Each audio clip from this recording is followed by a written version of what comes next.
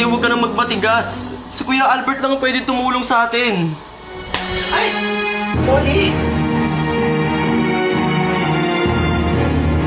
Polly! Jerry, hindi ko sinasadya. Dali na natin yung nakakulong. Bakit ba ang tigas mo? Ba't inuuna mo pa rin yung pride mo?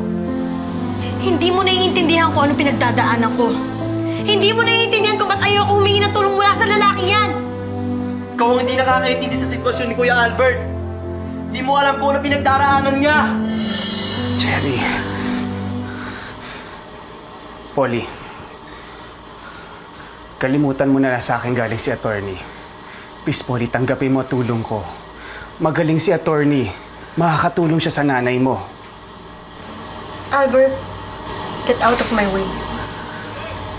Umalis ka na bago pang may masabi akong masama sa'yo.